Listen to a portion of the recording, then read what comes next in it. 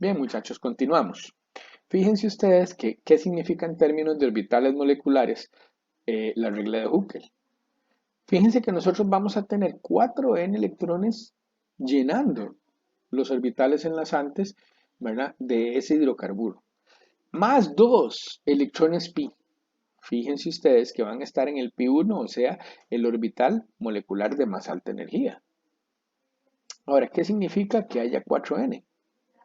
Bueno, que podemos tener la capa llena, pero va a haber una capa en la que van a haber 2 electrones desapareados. ¿Ok? O sea, le van a faltar 2 electrones para llenar estos orbitales degenerados a este sistema. Bien, como ya sabemos, o sea, cómo es que es un hidrocarburo aromático, vamos a empezar a ver especies, ¿verdad?, que son aromáticas y otras que se les parecen pero no, ¿verdad? En diferentes tipos de familias de compuestos. Lo primero que vamos a ver es que existen iones aromáticos. Entonces, por ejemplo, yo podría tener una especie como esta que ustedes pueden ver, que es el catión ciclopentadienilo, ¿verdad? En donde, mira, yo tengo este carbono sp2 y estos que tienen los dobles enlaces también. Y este tiene un orbital p vacío y todos los orbitales p están en la misma región del espacio.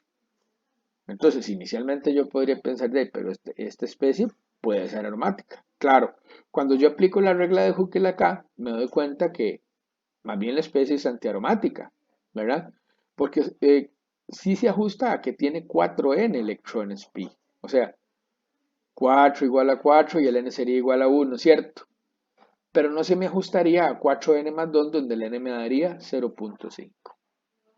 Sin embargo, vean que el anión, bueno, lo llaman igual en el libro ciclopentadienilo, debería ser ciclopentadienuro, no importa.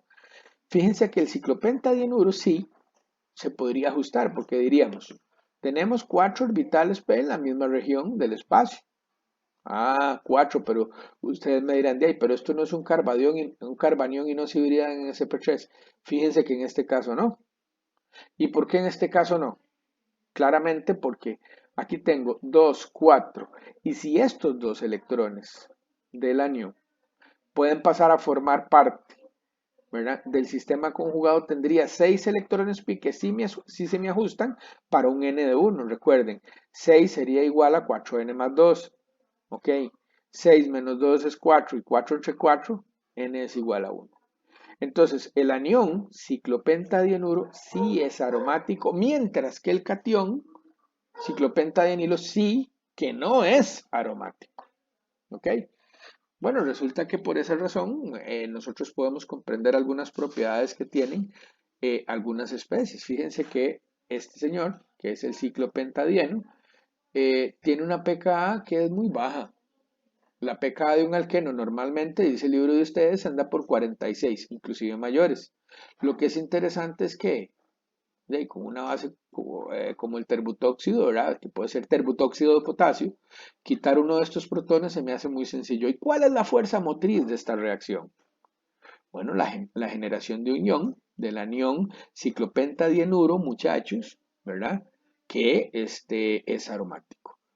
Aquí tenemos la representación. Bueno, recuerden que esto, ¿verdad?, cuando se representa un continuo dentro de una especie cíclica, lo que se está queriendo decir es que esa especie tiene los electrones conjugados y que es aromática. Bueno, una cosa importante es decirle que esto sigue siendo un carbanión y puede reaccionar con diferentes especies ácidas, pero será más estable que muchos carbaniones, ¿verdad?, que hay por ahí, que son tremendamente nucleofílicos porque puede que no sean esos a los que me estoy refiriendo aromático, mientras este sí. Lo que quiero decir es que este anión se estabiliza, sí. ¿Tanto como el benceno? No, ¿verdad? Pero sí se estabiliza mucho y fíjense que hay una tendencia, ¿verdad?, natural a que se pierda el protón para que se genere un sistema aromático, ¿verdad? Esta reacción de abajo, en cambio, no se da. O sea, yo puedo generar el alcohol en esta posición del ciclopentadieno. Sí, muchachos, pero esta reacción o sea, como si fuera el primer paso de una SN1, digamos, no se da porque esta especie es antiaromática. O sea, sería muy difícil de obtener porque es muy inestable. Bueno, ahora, ojo, ojo. hay que aplicarle a este tipo de iones y a todas las anulenos y todas las reglas que vimos anteriormente, porque fíjense que para las dos especies, ¿verdad? Tanto la primera, que es la que es aromática, como la de abajo, que no es aromática, se pueden dibujar estructuras resonantes. Sin embargo, esta de abajo, ¿verdad? Nos da una, o sea, si nosotros hiciéramos estructuras resonantes, nos da una mala idea, ¿verdad? De lo que está ocurriendo con esta especie. Ahora, no solo tenemos que dibujar estructuras resonantes, sino saber en qué casos, ¿verdad? Representan la conjugación real, arriba, ¿verdad? O en qué casos no va a ocurrir esa conjugación. Bueno, seguimos hablando. Fíjense que aquí tenemos otra especie, ¿verdad? Nosotros tenemos el catión cicloheptatrienilo y el anión cicloheptatrienuro. Bueno, esta especie, ¿verdad? Donde este carbono es sp2 y donde hay un montón de orbitales p en la misma región del espacio y hay 6 electrones pi, ¿verdad? Hacia adentro de esta especie, muchachos. De ahí nos dicen que es aromática. O sea, aquí lo que estoy mostrando entonces es que esta especie que cumple la regla de Huckel, que es plana, conjugada, todas las características, muchachos, ¿sí? Entonces, nos deja claro que estas estructuras resonantes sí se aplican y sí funcionan para decir que la especie es conjugada. Ahora, vayamos a ver el anión. ¿Por qué el anión no es aromático? Muchachos, porque tendríamos 2, 4, 6 y 8 electrones. O sea, si estos electrones, ¿verdad? Formaran parte de este ciclo o forman parte de esta especie aromática, digámoslo, entre comillas, tendría yo, ¿verdad? 8 electrones que no cumplen 4n más 2, sino 4n.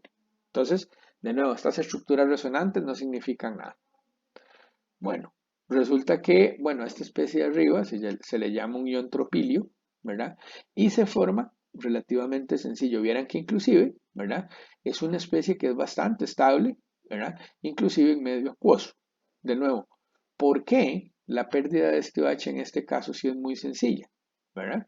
Y por qué esta especie, aunque sea cargada iónica, se mantiene en disolución, porque claramente se está generando una especie aromática. De nuevo, aunque sea aromática, sigue teniendo carga positiva y puede ser atacada por nucleófilos. Lo que quiero decir es que esta especie es aromática, sí, y este carbocatión va a ser más estable que muchos carbocationes, sí, pero no va a ser tan estable nunca como el benceno. ¿Ok?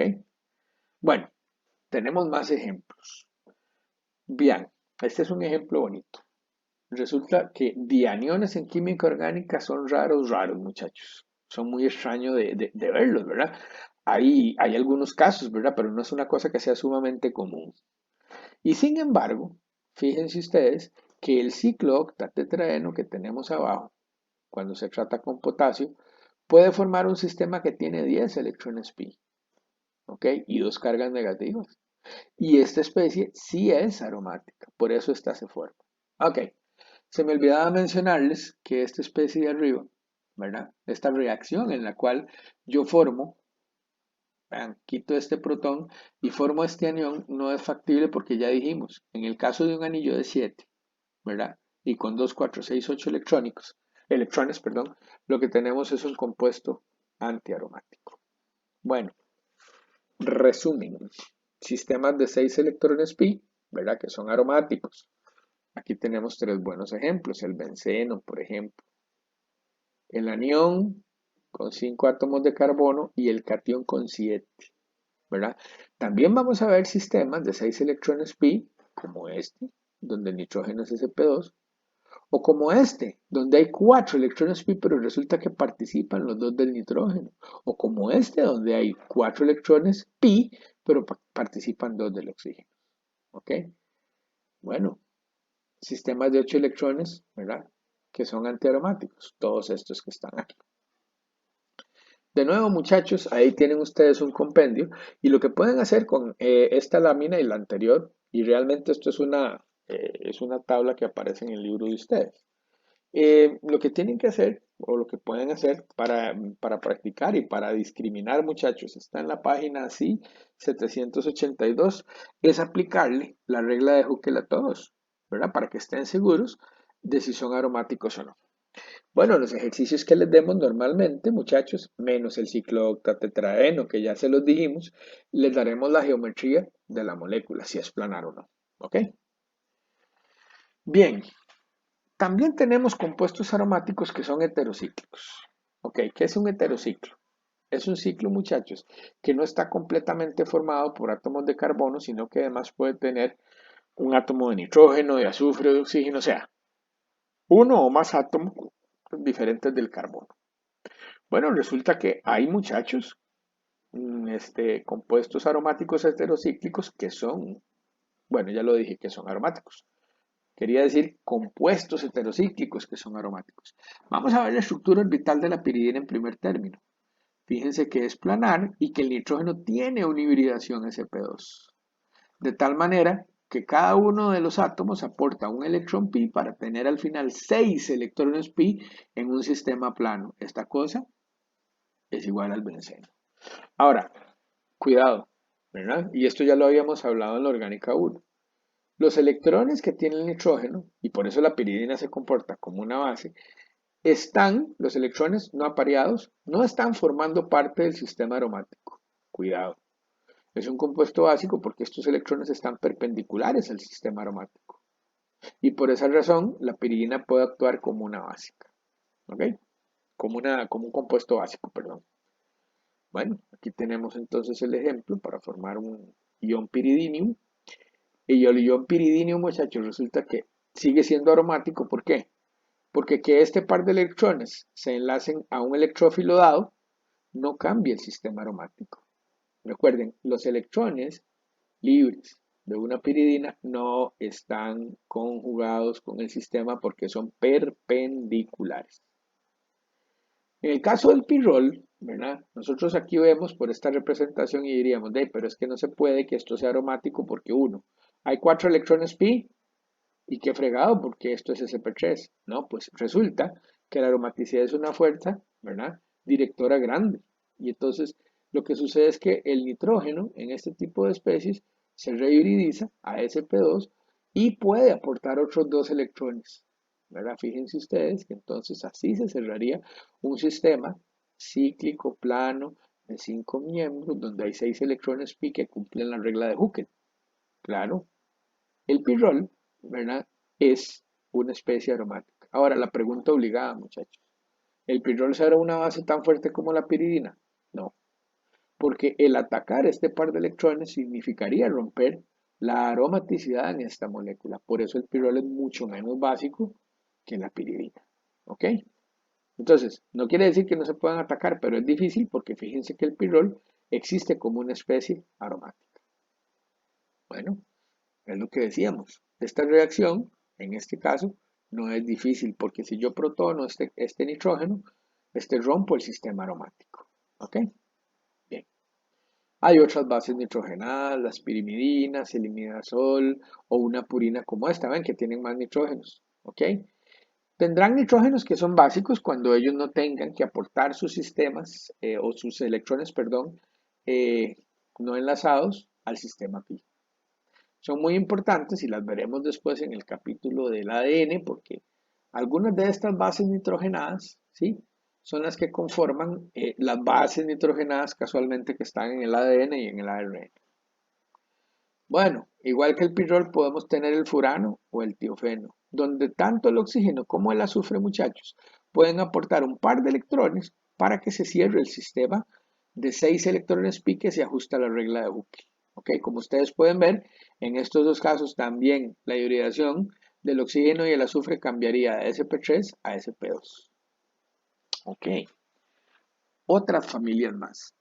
Podemos tener aquellas familias, o una familia muy importante, ¿verdad? En la que los anillos bencénicos, los anillos de 6 aromáticos, muchachos, están fundidos, o sea, están pegados uno directamente al otro, compartiendo 2 o más carbonos.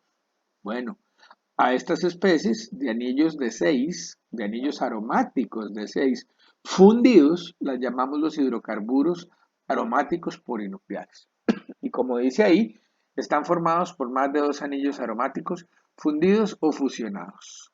Algo muy interesante Es que fíjense, este que está aquí, este es el naftaleno, que hay dos anillos fundidos.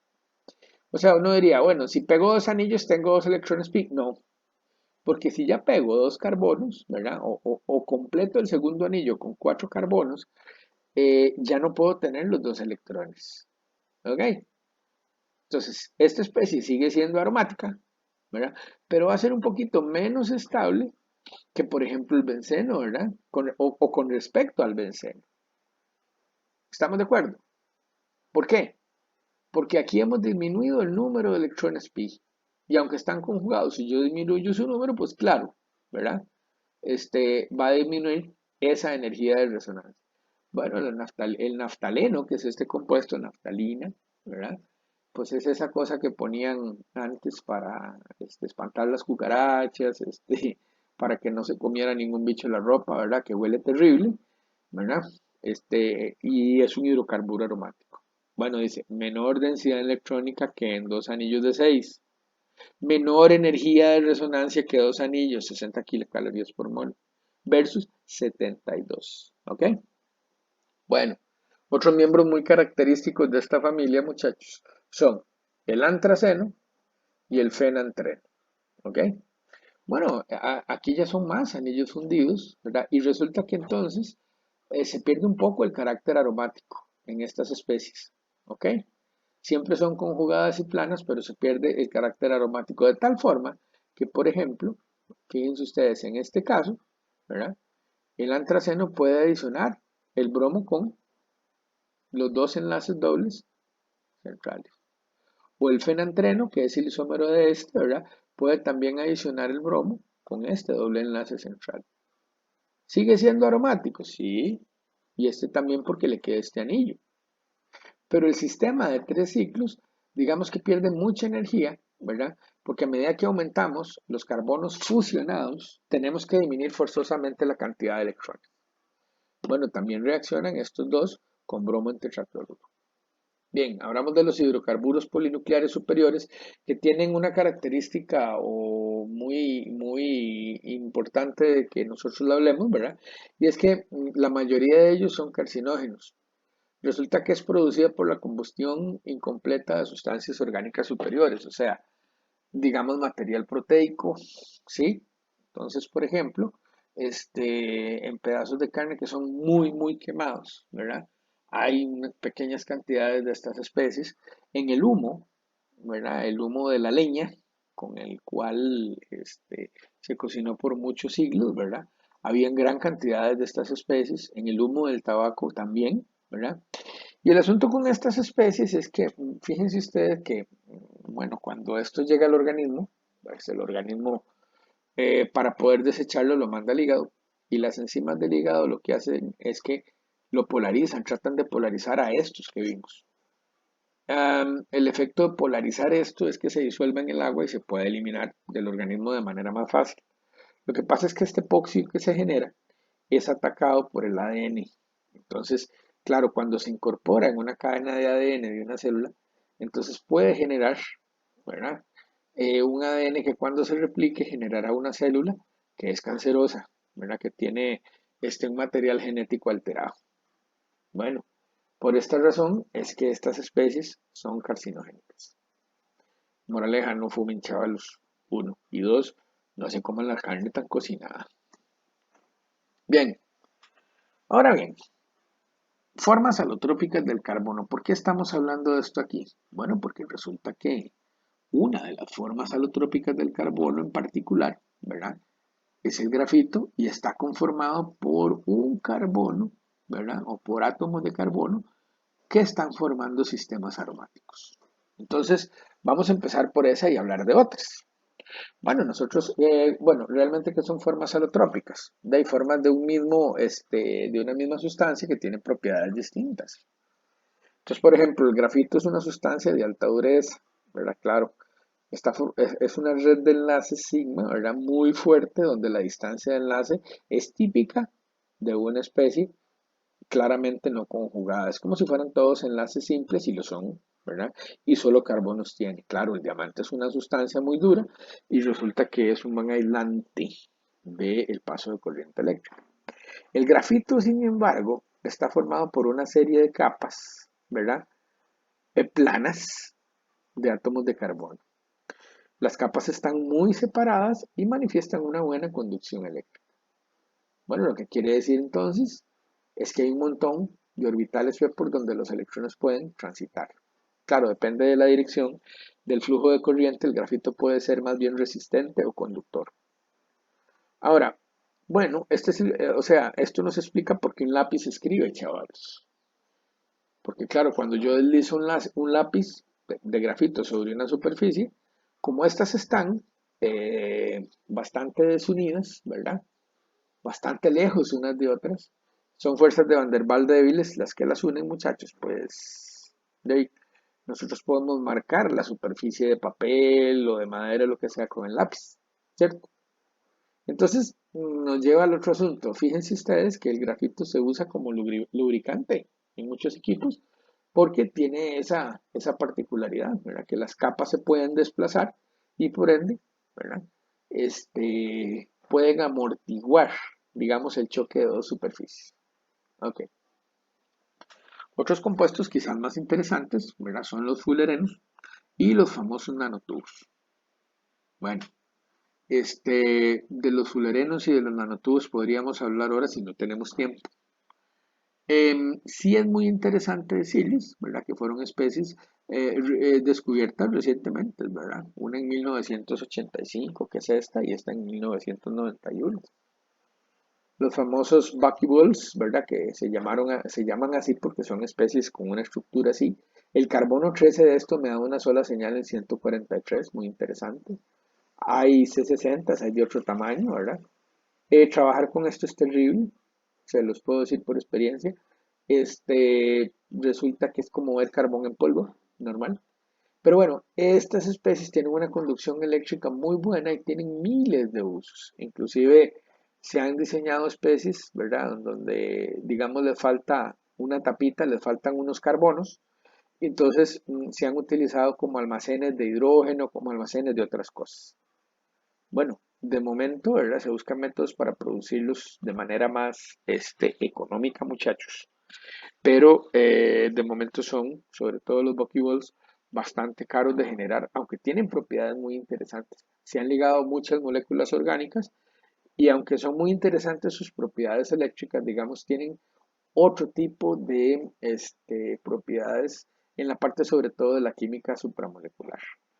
Bueno, fueron aislados cuando alguien irradiaba con un láser el grafito, ¿verdad? Que se vaporizó, ¿verdad? Y encontraron después esta estructura. Bueno, los famosos nanotubos también, sintetizados en el 91, tienen muchísimas aplicaciones, inclusive ya a nivel electrónico, porque también ya son tubos largos de carbono que son aromáticos y entonces, claro, se han utilizado en una gran cantidad de experimentos y ya algunos dispositivos cuentan con ellos, ¿verdad? Aquí en Costa Rica se ha hecho la funcionalización de este tipo de especies. Bueno, no está aquí, pero les voy a dejar de tarea para que lo lean, ¿verdad? Y para que busquen aplicaciones y si en alguna clase lo podemos comentar, muchachos. El tema del grafeno. ¿Qué es el grafeno? ¿Por qué es tan importante? ¿Ok? Bueno, y para ir terminando, ¿verdad? Como ustedes pueden ver, vamos a ir terminando este videito, muchachos, con esta información. Vamos a tener entonces, ¿verdad? Una serie de, ¿cómo se llama? De compuestos que son heterocíclicos fusionados. De nuevo, muchas de estas especies conforman productos naturales, ¿verdad? Como el triptofano, que es un aminoácido que construye las proteínas, o como esta especie, ¿verdad? Fíjense ustedes que pues es una especie que funciona como vasodilatador. Esta creo que es sintética. Bueno, es un alcaloide, ¿verdad? Que es un alucinógeno poderoso. O bien la quinina, que tiene esta estructura, como ustedes pueden ver, que es una droga antimalárica. ¿Ok? Bueno, nos va a quedar un video muy cortito después de este, ¿verdad? Que es el que tiene que ver con nomenclatura, ¿sí? Y con las propiedades espectroscópicas de los compuestos aromáticos. Gracias.